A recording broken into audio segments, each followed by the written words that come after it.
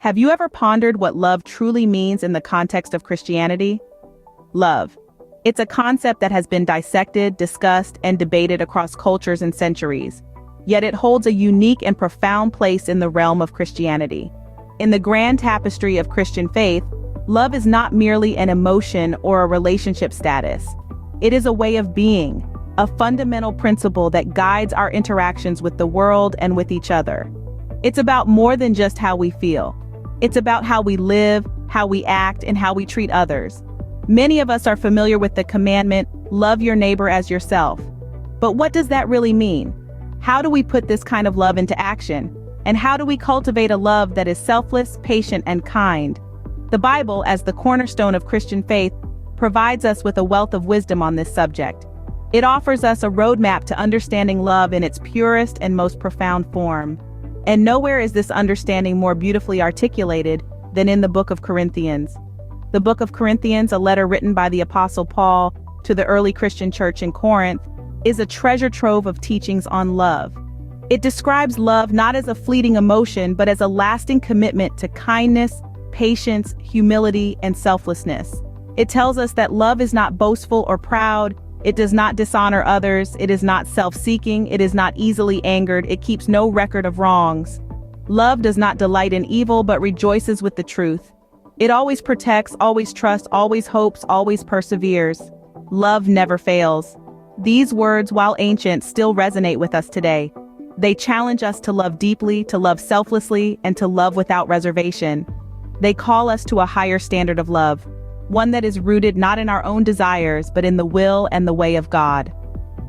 To truly grasp this concept, we delve into the book of Corinthians, where love is beautifully defined. Paul's first letter to the Corinthians, specifically in chapter 13, provides a profound definition of love. To fully appreciate this, let's delve into the context and background of Corinthians. The city of Corinth was a bustling metropolis in ancient Greece, a place of wealth, diversity, and moral complexity. In this vibrant city, the Apostle Paul established a Christian community, a microcosm within a cosmopolitan city, grappling with the challenges of living in accordance with the gospel. As we turn the pages back to the first century, we find Paul penning a letter to the Corinthians. It wasn't just any letter, but a heartfelt missive, addressing issues that were causing divisions among the Corinthians. The community was struggling, torn between their old ways and the new path of love and unity that Christianity offered. Amidst this struggle, the concept of love emerged as a beacon of hope and guidance. In his letter, Paul goes beyond the superficial understanding of love.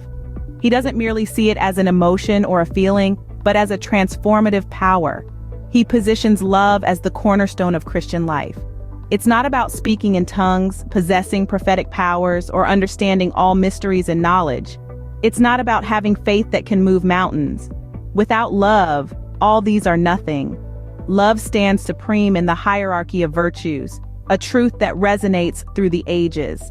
The beauty of Paul's message lies in its universal appeal. It transcends the boundaries of time, culture, and religion. His words echo in our hearts today, reminding us of the power of love and its capacity to transform lives. Paul's message is not just for the Corinthians of yesteryears, but for all of us in our modern world. As we explore this concept further, we realize that Paul's definition of love is not merely a philosophical idea. It's an invitation, a call to action for each one of us to embody these virtues in our daily lives. Let's now unravel the profound words of Paul to understand love's true essence. Scene script. 1 Corinthians 13, 4-7 ESV translation reads, "Love is patient and kind. Love does not envy or boast. It is not arrogant or rude. It does not insist on its own way. It is not irritable or resentful. It does not rejoice at wrongdoing, but rejoices with the truth." Let's take a moment to delve into these beautiful verses, unraveling the profound wisdom they hold. Love, as defined here, is a multifaceted jewel, reflecting different virtues that together create a radiant whole. First, we see that love is patient. Patience in this context is not just about waiting. It's about waiting without complaint, without frustration. It's about enduring trials and tribulations with grace, understanding that everyone is on a unique journey and may not move at the same pace as us. Then we read, Love is kind. Kindness is about more than just being nice. It's about being compassionate, empathetic, and understanding. It's about seeing the needs of others and doing what we can to meet them, even when it's inconvenient. Next, we discover that love does not envy or boast. This speaks to the humility inherent in love. Love isn't about competition or comparison. It's not about trying to outdo one another or seeking to be better than others. It's about celebrating others' successes and achievements, rejoicing in their joy, and being content with what we have. Onward, we find that love is not arrogant or rude. This emphasizes respect. Love treats everyone with dignity and honor, regardless of their status or circumstances. It doesn't look down on others or treat them poorly. Love values each person as a unique creation, worthy of respect and kindness. Further, we learn that love does not insist on its own way. This highlights the selflessness of love. Love is not selfish or demanding. It doesn't seek to control or dominate. Instead, it seeks the best for others, even if that means putting their needs before our own. And then there's the part that says, love is not irritable or resentful. Love is forgiving, not holding on to anger or bitterness. It lets go of past wrongs and chooses to focus on the present and the potential for a better future. Finally, we see that love does not rejoice at wrongdoing, but rejoices with the truth. Love is truthful, not delighting in deceit or dishonesty. It celebrates honesty, integrity, and authenticity.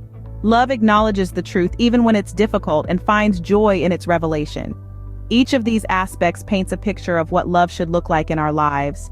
They show us that love is not just a feeling but a choice, a decision to be patient, kind, humble, respectful, selfless, forgiving, and truthful. These verses serve as a blueprint for understanding love in a Christian context. They give us a path to follow, guiding us towards a love that reflects the very nature of God Himself. In the following verses, 1 Corinthians 13:8-13, Paul states, "Love never ends, so now faith, hope, and love abide, these three, but the greatest of these is love." In these powerful words, we find an enduring truth that has stood the test of time. Love, as Paul describes it, is eternal. It doesn't falter or fade, but stands strong and resilient in the face of adversity. It's a love that doesn't seek its own interests but looks out for the well-being of others. This love is not a fleeting emotion, but a deep-seated commitment that shapes our actions and reactions. Paul emphasizes the enduring quality of love. It's not a transient feeling that waxes and wanes with the phases of the moon. No, love, as Paul describes it, is a steadfast anchor that holds even in the stormiest of seas. It's not just a mere feeling, but a state of being that endures. Love remains. It stays. It's the one constant in a world that's constantly changing. And not only is love enduring, it's also supreme. Paul places love above all other virtues, above faith and hope. Now, this doesn't mean that faith and hope are not important. On the contrary, they are vital. But love is the greatest. It's the virtue that binds everything together in perfect harmony. It's the glue that holds the fabric of our relationships together. Love is what gives meaning to our faith and substance to our hope. Now, what does this mean for us as Christians? These verses call us to live out love in our daily lives. To love is our duty, but it's not a burdensome obligation. It's a joyful responsibility. It's a privilege. To love is to reflect the very nature of God, for God Himself is love. We are called to love not just in words, but in action and in truth. To love is to be patient and kind. It's to rejoice in the truth and not in wrongdoing. It's to bear all things, believe all things, hope all things, and endure all things. It's to forgive and to seek forgiveness. It's to serve and not to be served. It's to give and not to take. To love is to follow the footsteps of Jesus, who showed us the full extent of His love by laying down His life for us. And just as Christ loved us, we too are to love one another. We are to love our neighbors as ourselves. We are to love our enemies and pray for those who persecute us. Love, as Paul describes, is not just a feeling but a way of life for Christians. It's the lens through which we view the world. It's the yardstick by which we measure our actions. It's the compass that guides our decisions. It's the heartbeat of our faith. And as we live out this love, we become a beacon of hope in a world that desperately needs it. How then, as Christians, do we show this kind of love to others? This query raises a thought-provoking question, doesn't it? We've journeyed through the Bible's book of Corinthians, and now it's time to translate these teachings into tangible actions. Firstly, patience. This may not always be easy, but it's an integral part of love. It's about giving people the time they need to grow, to change, or simply to have a bad day. It's about understanding that everyone is on a journey, and some may need a little more time to reach their destination. Next, kindness. A simple act of kindness can brighten someone's day, and it's often the small gestures that have the greatest impact. Whether it's a smile, a helping hand, or a word of encouragement, these acts of kindness show love in its purest form. Let's not forget humility. Love is about putting others first, not out of obligation, but out of genuine desire to see them flourish. It's about celebrating others' successes while remaining modest about our own. Respect is another essential element of love. It's about recognizing the inherent value in every person, irrespective of their status, identity, or beliefs. It's about treating others as we would want to be treated, with dignity and consideration. Lastly, truth. Love is truthful, even when the truth is hard to hear. It's about being honest with ourselves and others, because love hides nothing and excuses nothing. It's about having the courage to speak the truth in love, even when it's uncomfortable. Now let's remember, love isn't selective. It doesn't pick and choose who deserves it based on their appearance, achievements, or any other worldly standard. Love is for everyone because everyone is worthy of love. So let's put these teachings into practice. Let's show patience, kindness, humility, respect, and truth in everything we do. Let's love others as Christ loved us, unconditionally and selflessly. Indeed, love is a universal language that every Christian is called to speak. Let's make our love loud and clear for all to hear. To sum up, love is at the heart of Christian life and faith. As we reflect on our journey through the book of Corinthians, the enduring theme that emerges is one of love. Love, as depicted in Corinthians, is not a fleeting emotion or a whimsical fancy, but a determined choice, a steadfast commitment. It is the very embodiment of God's character and the essence of His commandments. We've delved into the profound verses that beautifully illustrate the nature of true love. It is patient, it is kind, it does not envy or boast, it is not arrogant or rude. It does not insist on its own way, it's not irritable or resentful, it does not rejoice at wrongdoing, but rejoices with the truth. It bears all things, believes all things, hopes all things, endures all things. This is not a love that is easy or light. It is a love that carries weight, that requires sacrifice and selflessness. It is a love that transcends human understanding, a love that is divine. It is the love that God has for us, and the love He calls us to have for others. As Christians, we are called to live out this love in our daily lives, to demonstrate patience in the face of adversity, kindness in the face of hostility, humility in the face of pride, and truth in the face of deception. To bear, believe, hope, and endure all things for the sake of love. Remember, love is not a passive feeling but an active practice. It is not something we merely receive but something we actively give. It is not just a commandment, but a lifestyle. We've also seen the transformative power of love. Love is what drives us to serve, to forgive, to uplift, and to unite.